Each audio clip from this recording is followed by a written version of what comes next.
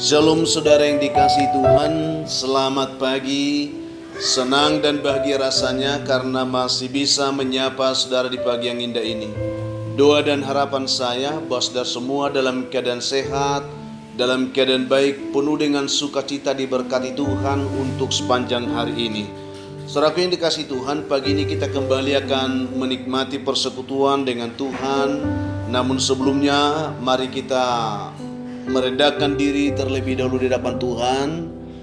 Kita berdoa saudara.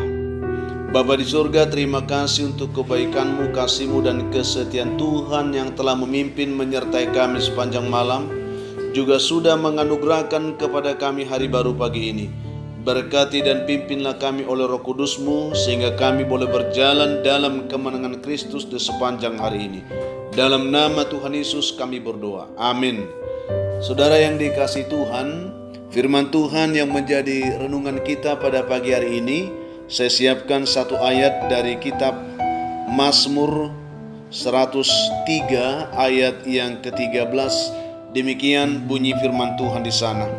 Seperti Bapa sayang kepada anak-anaknya, demikian Tuhan sayang kepada orang-orang yang takut akan Dia. Itu yang kita akan renungkan pada pagi hari ini saudara. Topik renungan kita di pagi ini adalah janji yang digenapi. Pada tahun 1989 terjadi gempa bumi yang berkekuatan 8,2 skala Richter yang nyaris meratakan Armenia saudara. Gempa ini terjadi di Armenia. Dan akibat gempa itu menewaskan lebih daripada 30.000 orang dalam waktu kurang 2 menit saudara. Ada 30.000 orang meninggal. Di tengah-tengah kehancuran dan kekacauan yang hebat itu, seorang bapa meninggalkan istrinya yang selamat di rumah. Dan dia bergegas menuju sekolah di mana anak laki-lakinya pada saat itu sedang bersekolah. Sesampainya di sekolah, sang ayah mendapati bahwa gedung sekolah tersebut sudah roboh dan rata dengan tanah.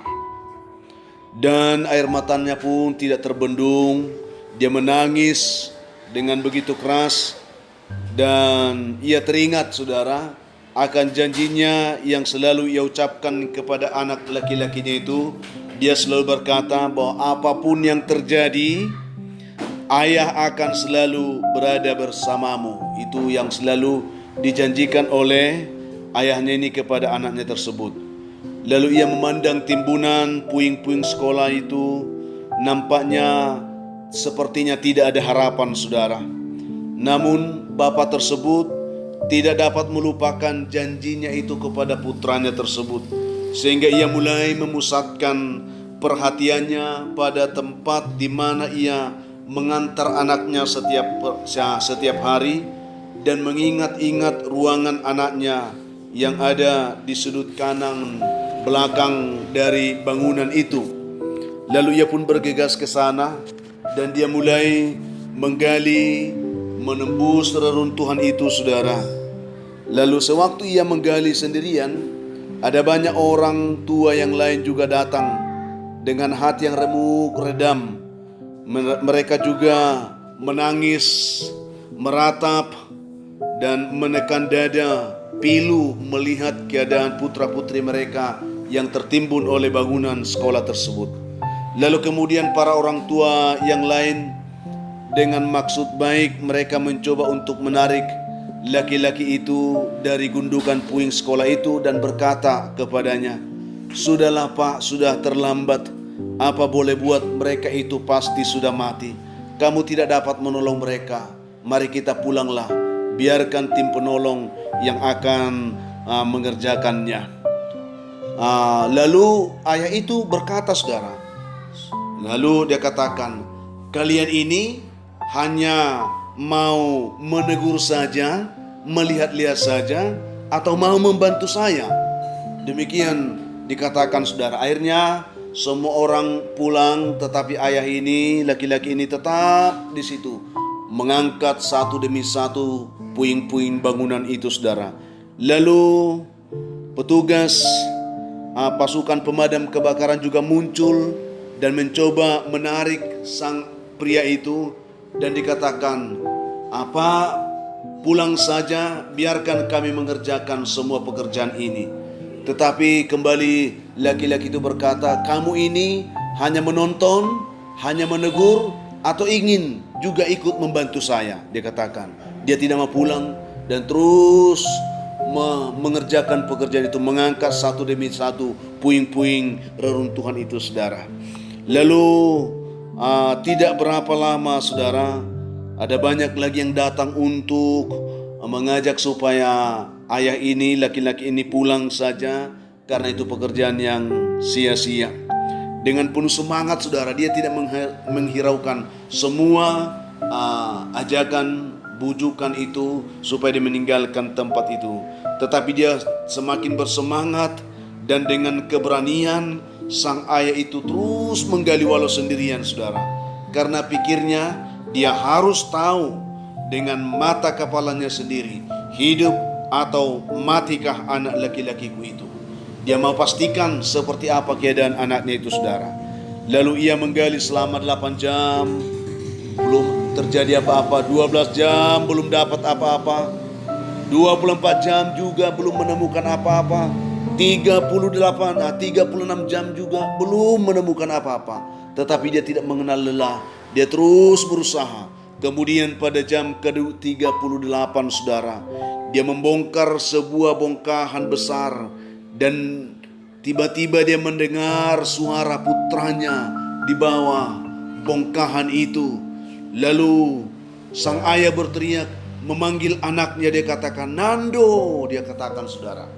Lalu dan ia mendengar balik, "Iya ayah, ini aku Nando."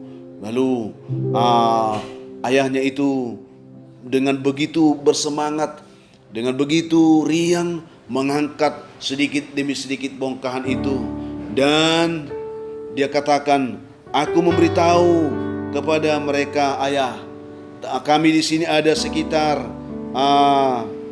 12 orang yang selamat." Dia katakan bahwa aku telah memberitahu teman-temanku bahwa Bapakku akan datang untuk menyelamatkan kita. Lalu dikatakan, saudara, setelah ayahnya memberikan kepastian, "Mari anakku, naiklah," dia katakan. Tetapi si Nando ini, saudara, dia katakan, "Tidak ayah, biarkanlah dulu teman-temanku itu naik terlebih dahulu. Baru aku pastikan bahwa ayah yang mengangkat aku keluar dari reruntuhan ini." Lalu saudara, dengan hati yang sangat senang, dengan hati yang sangat terharu, sang ayah pun dengan riang menolong anak itu satu persatu keluar. Lalu tiba-tiba disaksikan oleh banyak orang tua yang datang. Mereka begitu riang gembira memeluk anak mereka masing-masing. Lalu saudaraku yang dikasihi Tuhan, sang ayah berteriak, "Ayolah anakku, ayah akan mengangkat engkau keluar dari reruntuhan ini." Dan anaknya itu pun mengulurkan tangan, dan ayahnya pun mengangkat dia lalu memeluknya dengan menangis. Dengan riang ayahnya memeluk anaknya, karena dia bersyukur, saudara, bahwa jeripayanya tidak sia-sia. Dia bisa membuktikan kepada anaknya bahwa dia bapa yang setia kepada apa yang telah dijanjikannya. Saudaraku yang dikasihi Tuhan Yesus Kristus, apa yang ingin kita belajar dari cerita ini? Ini kisah nyata, saudara, yang mengajari kita tentang arti sebuah perkataan, arti sebuah janji. Saudaraku yang dikasihi Tuhan Yesus Kristus, jika ayah ini bisa menepati janjinya kepada anaknya, bukankah kita punya Bapa yang baik, yang berada di surga, yang berjanji akan selalu menyertai kita, akan selalu menolong kita, akan selalu memberkati kita. Dia Bapa yang kekal, dia Bapa yang baik, dia Bapa yang mengerti, memahami persoalan kehidupan yang kita jalani hari demi hari. Yakinlah saudara, jika Bapa kita telah berjanji untuk menolong, dia pasti menolong. Jika Bapa kita telah berjanji untuk menyertai, dia pasti menyertai. Dan jika Bapa kita telah berjanji untuk memberikan kita kekuatan, dia pasti akan memberikan kita kekuatan. Itu yang kita dapatkan dari renungan ini, saudaraku yang dikasihi Tuhan. Sebab Tuhan kita adalah Tuhan yang baik, Tuhan yang penuh cinta, Tuhan yang penuh kasih, Dia Tuhan yang tidak pernah mengingkari janjinya, yang tetap setia dan tidak pernah meninggalkan perbuatan-perbuatan tangannya. Jika kita mau tetap setia, jika kita mau tetap menantikan Tuhan, maka Tuhan akan menyatakan kasih-Nya, kehendaknya, rencananya bagi kehidupan kita. Sebab Tuhan menanti-nantikan saatnya Ia hendak menunjukkan kasih-Nya kepada kita. Sebab itu Ia bangkit hendak menyayangi kita, hendak menyatakan kemurahan-Nya kepada kita. Dia datang untuk melawat kita sebagai tanda bahwa Ia menggenapi janji-Nya kepada kita. Dalam Yesaya 30 dikatakan, sebab Tuhan adalah Allah yang adil, berbahagialah semua orang yang menanti-nantikan Tuhan. Saudara yang dikasih Tuhan Yesus Kristus, itulah yang kita dapatkan dari renungan kita pada pagi hari ini. Jika seorang ayah benar-benar dapat membuktikan janjinya kepada anaknya, kita pasti lebih yakin lagi bahwa Bapa kita punya Bapa yang lebih setia, yang pasti akan dapat membuktikan kesetiaan akan janji-janjinya kepada kita. Kita harus bersyukur itu saudara. Nikmatilah janji Tuhan, nantikanlah pertolongan Tuhan, maka kita akan dipenuhkan dalam sukacita dalam setiap perjalanan kehidupan. Walaupun terkadang kita diizinkan menghadapi banyak pergumulan, tetapi lewat pergumulan yang kita hadapi, Tuhan ingin membuktikan kesetiaannya, kebaikannya, kebenaran akan janji-janjinya. Tuhan kiranya menolong saudara, Tuhan kiranya memberkati kita di hari ini. Kiranya lewat renungan ini kita diteguhkan untuk melangkah menantikan janji Tuhan digenapi dalam kehidupan saudara hari ini. Tuhan memberkati saudara. Kita berdoa saudara. Bapa di surga, terima kasih untuk kebaikan Tuhan yang menyapa kami di pagi ini, meyakinkan kami tentang Tuhan yang penuh dengan kasih setia, yang selalu menepati janji-janjinya kepada kami. Oleh karena itu Tuhan, yakinkan kami bahwa Engkau Tuhan yang berjanji akan menyertai kami, yang berjanji akan meneguhkan kami, yang berjanji akan menguatkan kami, yang berjanji akan memberkati dan akan memberkati kami. Oleh karena itu setiap umat Tuhan yang lemah, kuatkanlah mereka. Yang berbeban berat Tuhan berikan kelegaan, yang putus asa Tuhan berikan pengharapan. Juga hamba doakan anak-anak-Mu Tuhan yang bergumul karena sakit penyakit di rumah maupun di rumah sakit. Hamba mohon Tuhan menopang mereka, menjamah mereka, memulihkan mereka dalam nama Tuhan Yesus. Juga hamba berdoa saat itu anak-anak Tuhan yang sedang bergumul untuk mencari pekerjaan.